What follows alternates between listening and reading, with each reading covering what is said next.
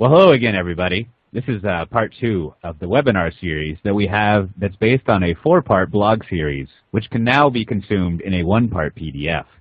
And if you haven't been keeping track of that, feel free to email me and I'll send you a diagram. But in all seriousness, this is the second part of the ensuring cloud native success, or as I like to colloquially call it, making sure you don't screw up your cloud strategy. This section goes over how to deal with legacy code, legacy projects, if you will. And you know, as with all of the parts in the series, it's not that these chronologically happen and there's some great maturity model or cycle or wave or some sort of other like linear-based progression that you would go through. But it's just sort of all of the concerns that have to do with dealing with legacy code. And we'll get to a definition of what that is soon. So just to remind you, this is the 3-part series. So we did the Greenfield one, which is it's recorded. If you missed the broadcast of it, you can go check it out. And that goes over new projects where you're not sort of tied to the past and you're not really bound to a lot of external needs and dependencies, as we'll see with legacy code. Right now, you're in the middle part, the legacy one. And I will kind of detail what that is because that's what you're here to hear. You're here to go over. And then finally, towards the middle of December, we'll broadcast. We'll go over what I like to think of as what you do if you want to transform your entire IT department in your company. And these are more concerns about, so if I like the new projects that I've been doing and I've been having some success with my legacy ones, how can I spread that out company-wide? And a lot of those concerns that we go over in the transformation section are more about process, or as people like to say, culture and things like that. So if you're interested in that, check out the recording. If you haven't seen it already of the new one, you're already here for the legacy one. So you figure that out. And you can schedule out on December 15th is when we'll have the first broadcast of the transformation one. There'll, of course, be a recording of that. So apologies to the people who've already seen me introduce myself in the first part, but for those of you who, for whatever reason, were only interested in this or just starting now, this is me, so you can put a face to the disembodied voice in your ears or broadcasting throughout your room. Maybe not obviously, but I obviously work at Pivotal, and I do a lot of what I do is this, trying to figure out what our customers and people who are in our area are interested in, and explain how it is Pivotal Cloud Foundry and the other products that we have help them out. And it's really sort of like my ongoing quest, if you will, to figure out how to improve the quality of software out there. We all use software in our personal lives and our business lives. And I think if we can just improve it a little bit incrementally year over year, things will be better for us, right? Like, just think of how much more awesome software is nowadays than it was even a few years ago, and you'll realize that any effort that companies put into improving their software kind of improves everyone's quality of life and, I guess, quality of business overall. So that's kind of like what I try to spend a lot of time at with Pivotal. And when it comes to legacy software, it can always use as much help as possible. So I have a background of being an industry analyst covering software development and infrastructure software and other random things for about 8 years, at first at a small firm called RedMonk, and then another firm called 451 Research. I also worked in corporate strategy and M&A at Dell for a while on software and cloud, which gave me another view into how you know, the software industry is evolving and how we can improve it. And I was a software developer for quite some time, 10 years or so before all of that, before I switched over to the non-coding side. I do a lot of podcasts, like I do a weekly one called Software Defined Talk. You'll see that's kind of a play on a notion that I use a lot. And I also write a column for Fierce DevOps, and I post a lot of the stuff I do to my website if you're interested in that.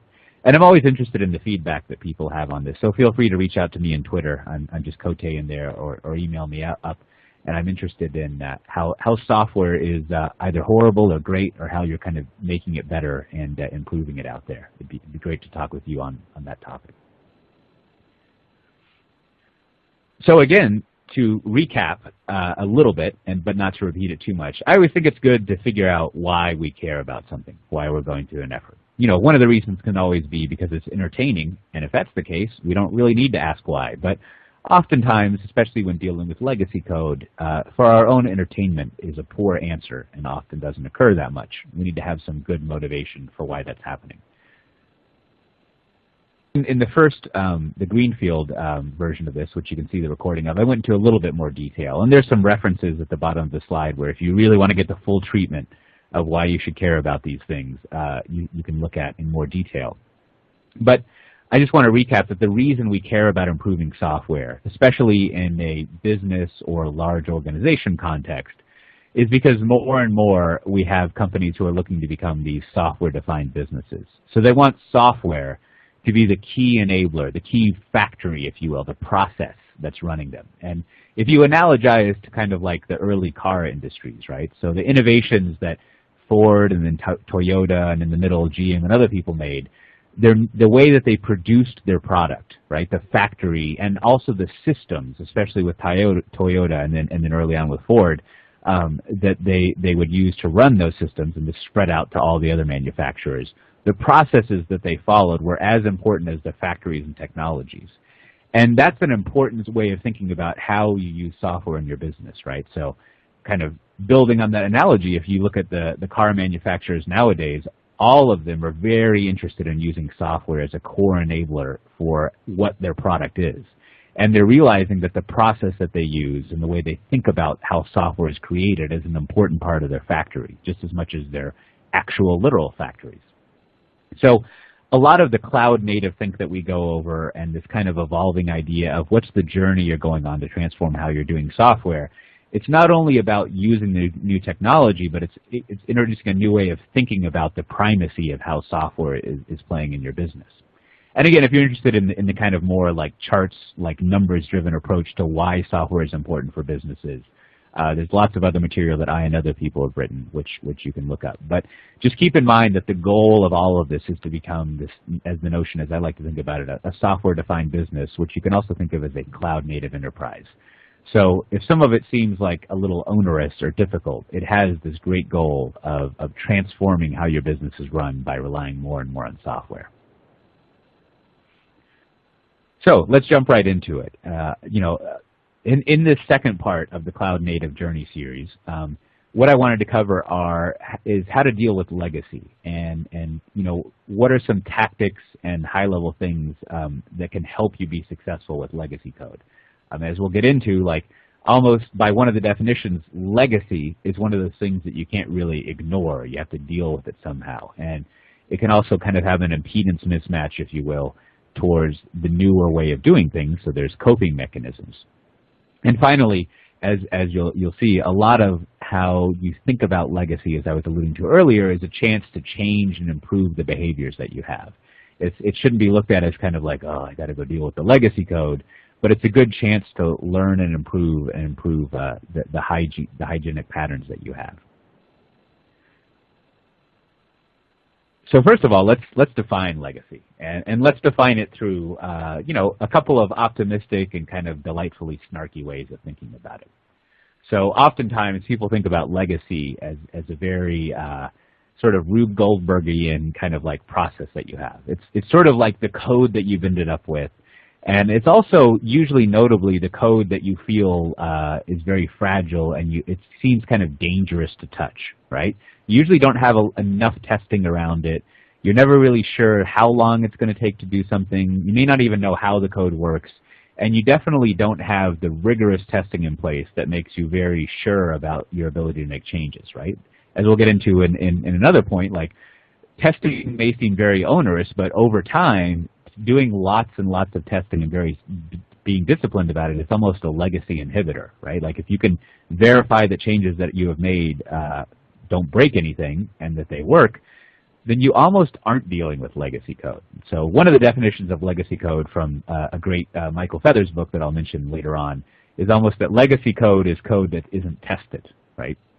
Now, so we've got this code that's risky to change. It makes you feel very nervous, right? Kind of like that guy trying to wipe his mouth there. You don't want to touch any of that weird rig that he has because it might break the whole process. But also, kind of optimistically, legacy code is usually the code that makes all of the money. If you think about it, legacy code is the code that you have right now, that you've had for many years, and assuming that there's a business reason for it to exist, it's actually the code that's currently being used by the business side of the house to do whatever it is the business does, right? Like if you're in a commercial enterprise, it might be managing your inventory, doing your logistics stuff. It might be making sure that your factory is running correctly. It might just be an e-commerce thing that you have. but it's the code that's actually running, making business for you. And you know, if you're in a sort of a non-profit driven, like a large government organization, it's the code that's helping you fulfill whatever services or missions that you have, right? And it's the code that you can't, like, if it comes down, the business will come down as well. So if you think about it, this is like the perfect storm of suckitude, right? You've got this code that, like, it's very risky, you don't want to touch it, and it's also the code that, like, if it goes down, bad things happen. So you almost have this compounding problem of if anything bad happens, it's as terrible as anything's going to be. So you often don't want to touch it, right? Like, it's the code that everyone's nervous to touch because it's if you do a risk-benefit analysis, the benefit upside is very small compared to the risk downside that you might have. Now, also compounding it, and to the point of all the shiny new technology that you're always encountering, often legacy code is built on what we could think of as pre-cloud technologies, right? It might even be 4GL technologies. It might be things, it might be virtualized, it may not be virtualized, but it's probably not highly automated. It probably doesn't follow a 12-factor way of writing applications that work on scale-out cloud platforms. And it's you know, it might be kind of classic 3-tier code, and it has lots of dependencies on old infrastructure and systems, right? So all of these things together, you don't always have all of these characteristics, but you usually do. This is usually what defines legacy code. Now, if you think about it, this also implies that you might have code that is well tested. You don't really fear changing it. People often don't think of that as legacy code, no matter how long it is. It could be written on technology that is more cloud-friendly than not. Maybe that's not legacy code.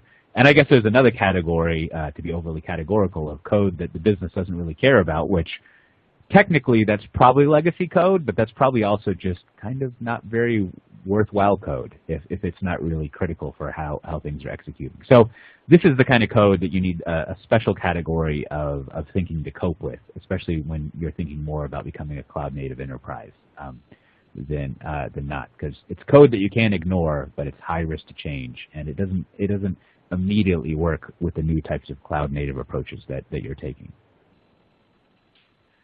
So next, I want to start off with what I think is kind of the equivalent of flossing, flossing your teeth when dealing with legacy code. And that is, before anything else, let's make sure that you've got a good floor, that you've got the basics in place for how you can deal with legacy code.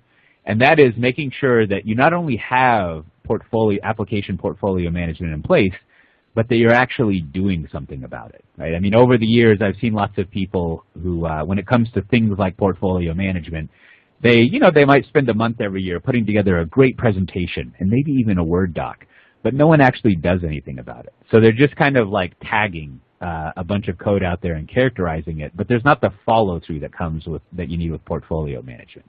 So in this instance, for me, the goals of portfolio management are largely around making sure that you're freeing up corporate resources to focus on important applications, right?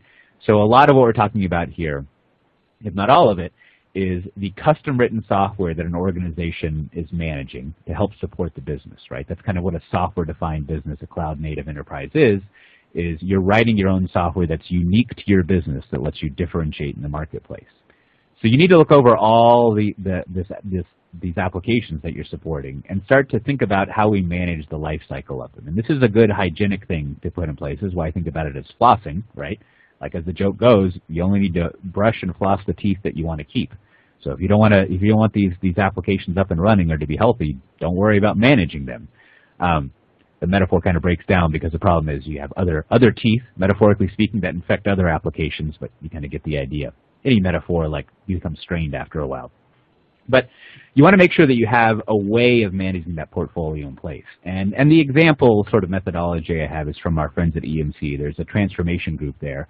And they have a methodology where they go in and they categorize all the applications that you have. And they figure out this one is a valuable application that needs to be moved to a cloud platform, or a PaaS, as they say, a platform as a service, as they say here. This is one that maybe all we need to do is automate the continuous delivery and continuous integration pipeline. There are other ones that maybe we just move them to a cheaper virtualization way of managing them, and we don't really need to worry about updating them. And if you're lucky, you might even find some instances where you actually don't need the application anymore. You just need to be able to look up and find the data. So you can decommission that application if you suck all the data out and put it in something that allows you to look up data. But the important point here is that the first step to dealing with legacy is to have not only a process, but a process that you actually perform, the behaviors in place that manage that portfolio, that categorize the types of applications every year, and think about what's the best way that we can run those applications, because this will ensure that you have time free to focus on valuable applications.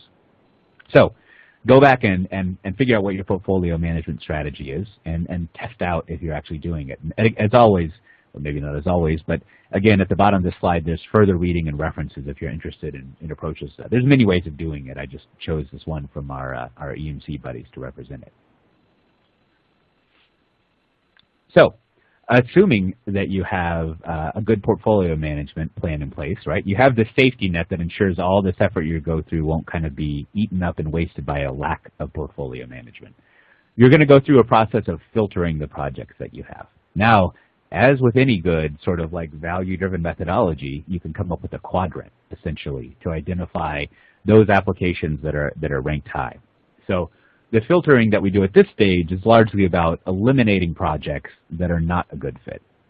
And the first criteria that I would look at, and this may not apply to you, but I'm pretty sure it would apply, is find projects that have what I would call medium to high business value. That is, they're actually important. And what that means for your organization may differ, right? If you're in a large organization that isn't sort of like profit driven, it might be the number of people that you serve, or the criticality of the type of mission that you're satisfying, right? Like how important it is that something be successful instead of like profit, basically. Now, of course, if you're in more of a commerce-driven company, largely what you're caring about is the amount of profit that you bring in, your ability to bring in revenue, or your ability to kind of raise customer satisfaction and therefore retention and grow accounts, essentially. But think about pick applications that are as high as possible on business value, because you don't want to deal with legacy. You don't want to waste your time because you're not going to have that much of it dealing with low value applications. And then another quadrant, another axis on the quadrant to look at is technological fit. And this is not only the raw technologies itself, but also the sort of processes and culture around those projects. Now, in the full piece that you can read about the blog that this webinar is based on, you can read more of a discussion of where I pulled this from. It's actually an older book called Balancing Agility and Discipline. And they have 5 types of projects that are kind of resistant to Agile. But I thought these 3 applied more than anything else. And that is, and we'll get to ways you can address this, and these are just negative weightings that will apply to projects. One of them is that if you have a lot of tight coupling with other services and processes for this software application you're looking at that are not going to also be under your domain and not going to be moving at more of a cloud native speed. So you'll be slowed down by these dependencies that you have. Now there's ways to isolate yourself and try to kind of quarantine off those, but think about how much integration and coupling you have with other slower moving non-cloud native services. That'll kind of negatively weight the technological fit.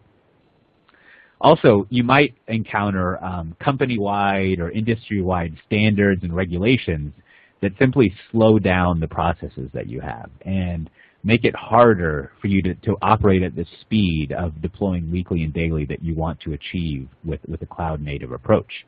Now, oftentimes, you can also spend time to speed up these processes, right? So, for example, in the retail sector, there are some regulations that until recently, it's a little longer than recently, sometime in the last few years, those regulations were worked over to be less onerous than they used to be, but they used to be very onerous to a cloud approach to things. So just think about, are there things that are going to be showstoppers as far as standards that we don't control that would slow us down? And again, that's another way you can weight if the projects you're picking are good or not. And then as we'll get into in the next few slides, there are also some actual raw technology approaches, like depending on proprietary hardware or having only a scale-up approach, or certain types of software development languages and services that are using that just are not going to work out well with cloud-native approaches. Now, for as stringent as that filtering looks, that actually typically leaves you with a lot of leftovers, right? So that tends to not filter out as many legacy applications as you might think it does. because we're actually pretty far along in converting applications over to being cloud-native applications. There have been plenty of pioneers out there that we can take advantage of the trailblazing that they've done. So you're going to end up with a fair amount of applications. And so what do you start doing with those leftovers?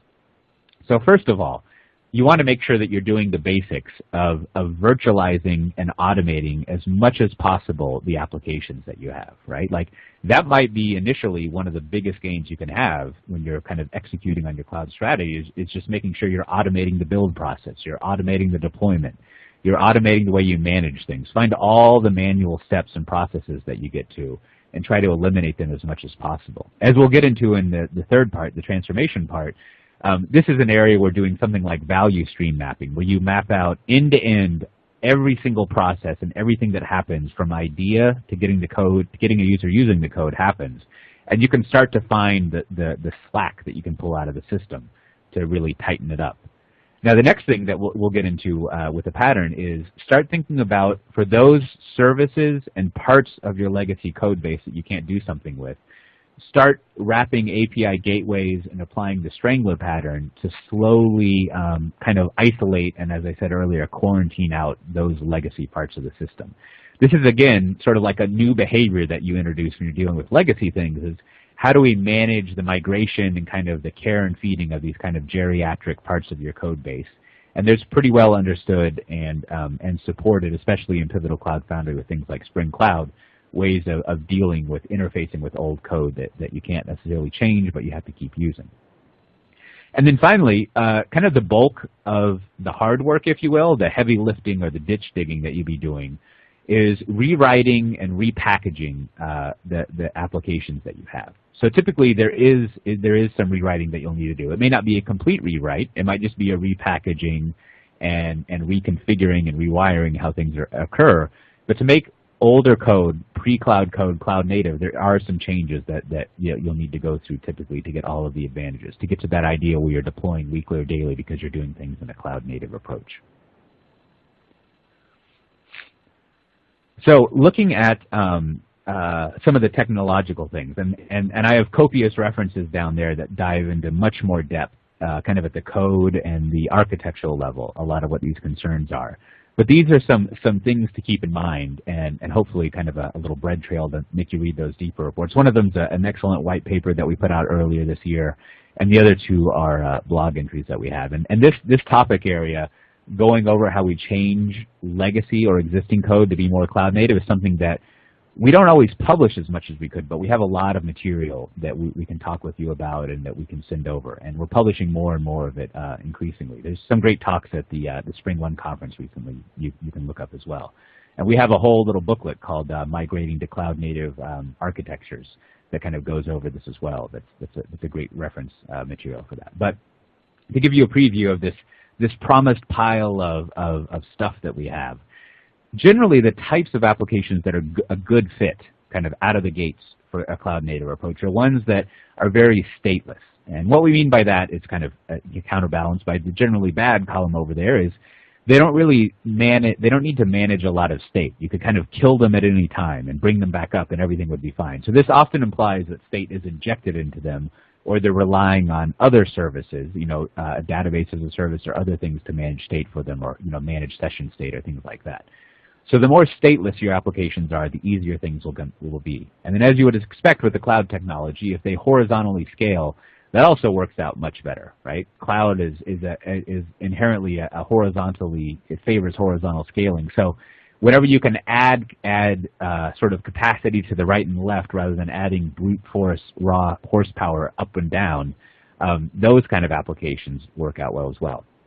And now in the Pivotal Cloud Foundry world, because we have such rich support from the Spring framework and other Java assets that we have and all of the folks that we employ, in particular, like well-packaged Java applications that don't depend on proprietary application servers and other code bases and don't do a lot of their own networking and things like that. Like if they're pretty well architected distributed applications, those Java applications can be a pretty good fit as well. And we have a few case studies about moving our Spring Trader and Spring Pet Store and things like that over to a cloud native approach.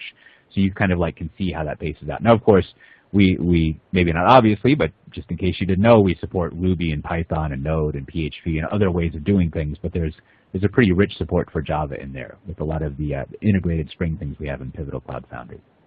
And another thing, and this is also why Spring-driven applications are so well suited, but again, it doesn't only apply to Spring and Java, but if your applications follow kind of the 12-factor approach of being configured and what I would call wired up at runtime, those also fit really well with cloud, right? So if you go read and study the 12-factor applications available at 12factorapp.net, I believe, a lot of what they go over is how to have a configuration injected at runtime instead of, you would never hard code configuration, I hope, but you also don't ship configuration. Instead, you have it injected at runtime, and that's another characteristic of cloud-native applications that are a good fit. And then it should go without saying, but I'll say it anyways, but the more RESTful you are, the more web-native you are in your APIs and how you do service integration, the better off you'll be as well, because most everything except for some binary queues, which are optimized to run in a cloud environment, they're driven around RESTful-based approaches, using HTTP as a way to communicate among all these different services that you have. And to hit on, good practices always imply bad practices, sort of like the sort of mirror image, if you will. I don't know if yin and yang is appropriate, but the things that match up, the sort of like broken part of the platonic ball that once they'll unify back together and we'll all be happy. To go on a strange aside there. Anyways, so if you have this reliance on local storage, like that obviously is not going to work out very well, right? Because you have to start thinking about the parts of your application as ephemeral. A lot of the power of the cloud native approach comes from that ephemerality, if that's a word. Also, if you have long-running processes, whether they're connections that you hold on to, persistent connections, or they're the long-running analysis processes or things like that, there are other systems and ways of dealing with that in a cloud-native environment, but those are not always a great fit for a cloud-native approach. And the more manual things that you have, particularly for starting up and shutting down things, if you have a manual startup and shutdown process, that's going to have to be automated, because the flexibility, agility, and speed you get with a cloud-native approach is not going to cope with manual things, essentially.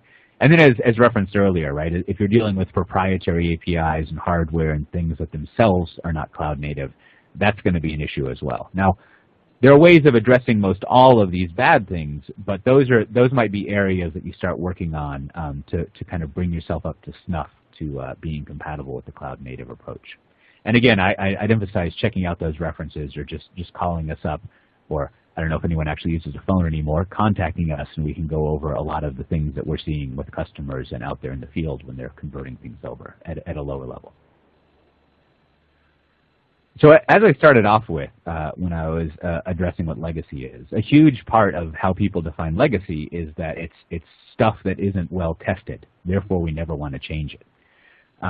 So there's a couple of things that I always like to address on the cloud-native journey, but especially with legacy code, is if you remember, I've been trying to emphasize that you need to focus on your process as much as you focus on your actual code, right? The process and the code, the process and the product are equally important. And if you don't have strict testing, right, which is probably the case if you're worried about legacy code, you need to start thinking about testing as a really critical part, as mission critical as almost anything else, probably as anything else if you ever want to change the code, right? So one, get a lot stricter with testing, right? Shoot for, these are kind of like the sort of industry back of the envelope standards, but shoot for 90 to 95% test coverage, right? Be able to have a series of smoke tests that can test any release. Start to build up the confidence that you have in your automated testing suite. Testing becomes very important. Take that very seriously, right? And you also encounter this legacy code dilemma, right? Which is going to cause a little bit of pain at first, and you're going to have to come up with some mechanisms for injecting code into your existing code base. And you can read the legacy code dilemma on your own, but it's this clever thing that often to test out code, you've got to change the code itself. So if you need tests to verify if you change code, you're kind of stuck in this dilemma where it seems like you can't go anywhere. And I don't know if a better book has been written since, I think it might have been 2002 or 2004 when this book that's up there on the screen came out. But it's chock full of heuristics and patterns and workarounds and ways and strategies to deal with this dilemma that you have. And it's a really good way of modeling out and thinking about how to test untested code and to as it says, effectively work with legacy code. That's a good reference that I would definitely pick up and study if you're starting to go out on this legacy journey.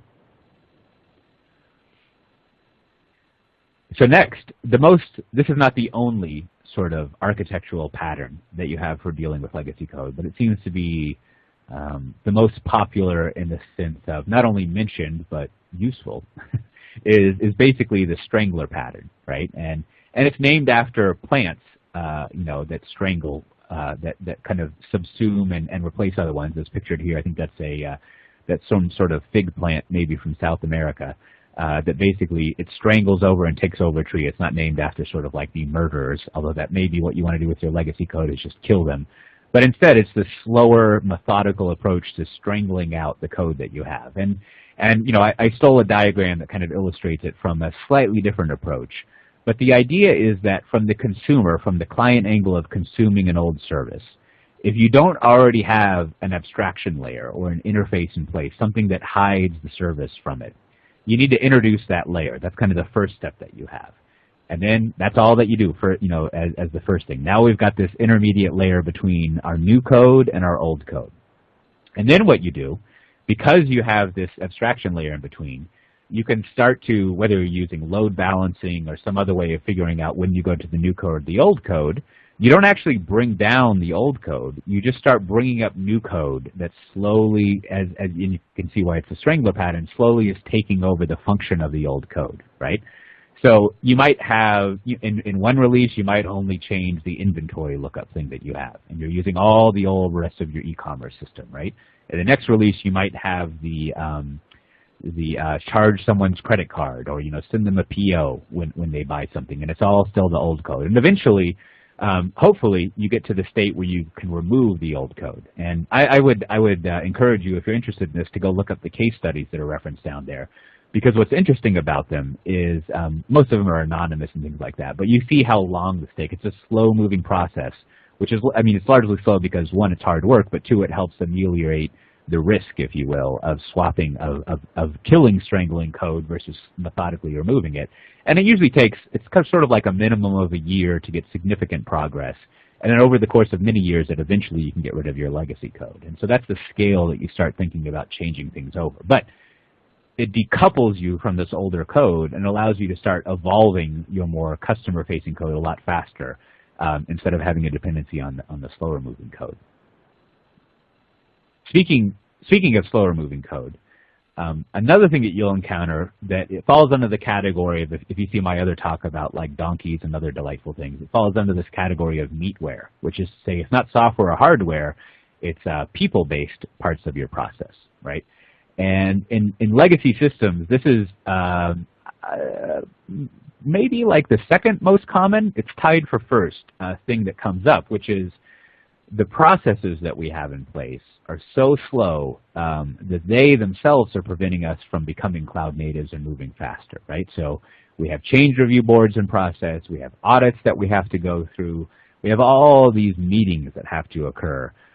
There's one large organization that we were working with, and they essentially said, it takes like a week to do the code, and then it can take like up to 9 months just to get it through the process, right? All of that being kind of a meatware problem. Now, oftentimes, these processes were put in place with all the best intentions because, computers have been annoying for a long time. Like, they're unreliable, people write bugs, so you wanted to make sure that like all of the right processes were followed, right? There were checklists to go through, and you want to make sure that responsible decisions were being made. We didn't trust the software that was being built, and we didn't trust the infrastructure that was running on.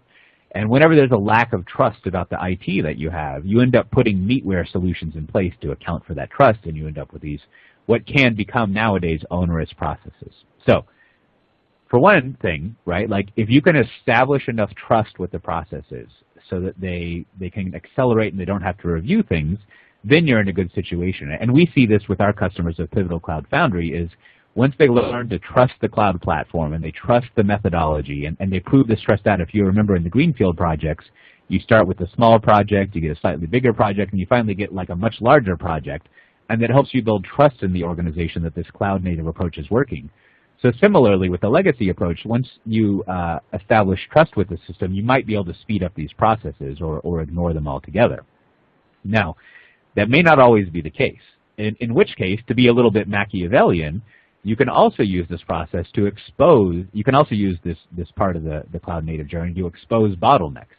So if the slow-moving process is unwilling to change and it should be having trust in the system, again, you have to be a little conniving and safe when you're doing this kind of stuff, but you can start to point to the fact that this process is the bottleneck and it's the problem that we need to address, right? Like, we are able to in a trustworthy way, develop and deploy code in a way that's effective, but this process stuff is not changing. So that's another approach that you can take if you feel like the process is holding you back.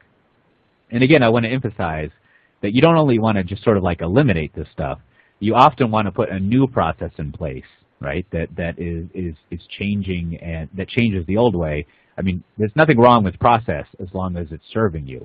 But just like, we worry about managing your legacy application portfolio and we're kind of actively farming and gardening this stuff, you also want to make sure you're actively visiting the process. Because if you were a cloud native enterprise, the process that you're following is just as important as the product that you put out. It's what's going to enable you to be competitive.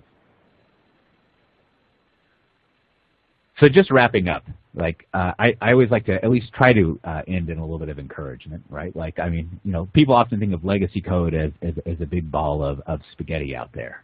It's like this big mess that all you can do is like bring out a knife if you want to eat it ranch style and cut it up and eat it bit by bit, or you kind of like can swirl it up on your spoon, but like separating out the spaghetti once it's cooked is very difficult. And similarly, if you don't have, whether it's using the aforementioned ranch style or spinning it on your spoon, if you don't have some methodological approach to eating spaghetti, you're just going to like get spaghetti sauce all over your face and not really have a good time. You're not going to enjoy it. So you need to come up with a process and a way of dealing with all this spaghetti code and all of this, and it's not going to be too easy at first, definitely not as easy as eating spaghetti. But start thinking about the difficulty that you're having with legacy code and how much it's keeping you up at night. And again, try to sort of like, turn the frown upside down and use that for motivation of why to be healthier and more hygienic, right? Use that struggling that you're having as motivation to start doing things in a good way and to start getting closer and closer to doing a cloud native approach. Because again, if you think about the legacy code, it's the stuff that's very important and that's running and supporting your business. And that's something that you definitely will find value of if you fix your software development process. So while it may be difficult to do, use it as a source of like strength to kind of cope, that there'll be a brighter horizon where you will not be creating onerous bowls of spaghetti at the end. So finally, before we get to some Q&A, I want to just recap where we are since this is a three-part webinar. Hopefully you enjoyed the legacy one. It'd be great to hear your feedback, that we can't get to here. And just talk about with you ongoing. And coming up next, I guess in a little over a week, I'm great at calendar math, as you can tell. But in the middle of December, just right before the holidays, you can have something to think about as you enjoy your wassail and hopefully your roast or whatever else it is you do. We're going to have the transformation one, which will address. We talked a little bit about things here in the legacy section, a little bit in the greenfield, but the transformation one is more about how you run and do work with your organization to switch it all over to taking a cloud native approach and a lot of the issues that we encounter there. And as always, you can go read the original series if you're interested in that and get a preview, if you will, of what's going on there. There's a lot more detail it being text, but and if you have anything you'd like to hear about between now and then in the transformation thing, feel free to turn that over, send that over, and I'll try to address it.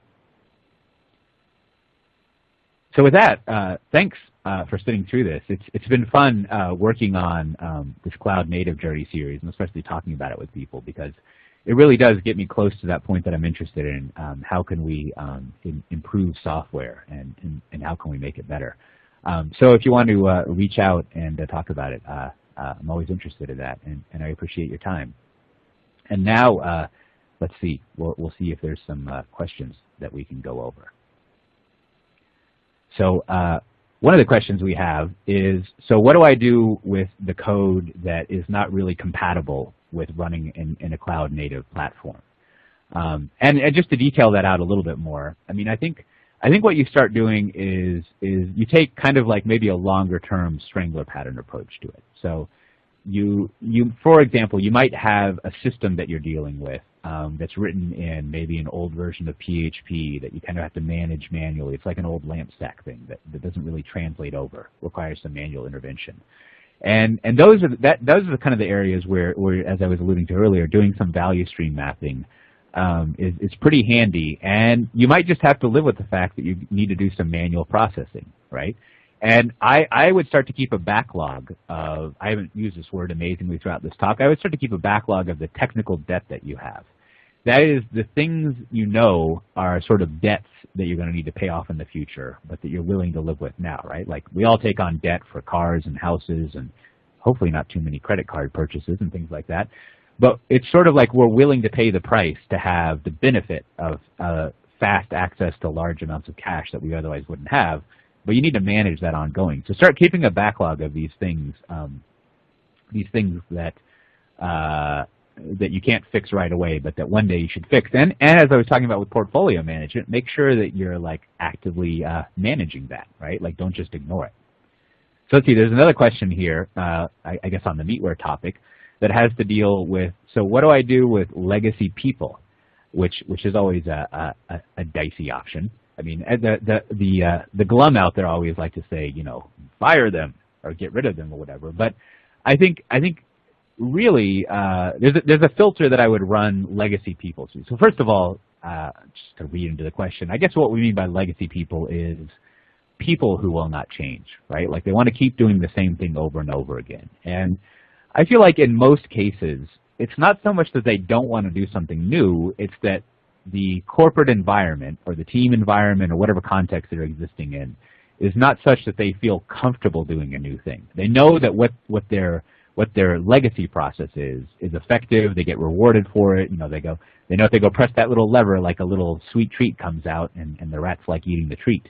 But you've got to train them, just like you've got to retrain the, I guess rats is a terrible analogy, but you've got to retrain people to like know that a new way of doing things is not going to hurt them. They're going to be rewarded for it. And so that's kind of the first thing I would work with around legacy people is you have to, and by you I largely mean management and maybe even teammates, but like the company itself has to make clear to them and even demonstrate to them that they actually want them to change and they're going to be rewarded for new things.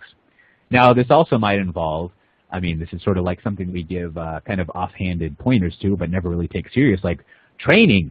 You might actually have to take a few weeks off to learn something new and train people, right? Like people can't just go reference a bookshelf full of Safari books, I mean O'Reilly books or whatever, and like learn new ways of doing things on their own. They've got their own lives to lead. So you might actually need to build into your program some time to learn how to do new things. And we have a way of doing this through our dojo process where we kind of pick some new applications and we sit with you. We show you how to do something, we do it with you, and then we set it up so you can do it on your own. And it kind of walks you through retraining. It kind of helps you change the engine while you're flying, if you will. But you've got to build that process in there to actually retrain people. So you're proving to them that you really are going to reward them and want them to do new things. You give them the time to learn and to train to do new things. And then hopefully that switches them over. And then finally, sure, you'll end up with people who just like, they want to program in natural the rest of their life or whatever. And you know, as those skills become rarer and rarer, there's always plenty of great opportunities, maybe not at your company, to pursue doing the same thing over and over again, which can be delightful, but you know, maybe doesn't work out if you're looking to change how you're doing things. So with that, that's all the time that we have for questions. Again, I appreciate you guys sticking around for this, and hopefully we'll see you on December 15th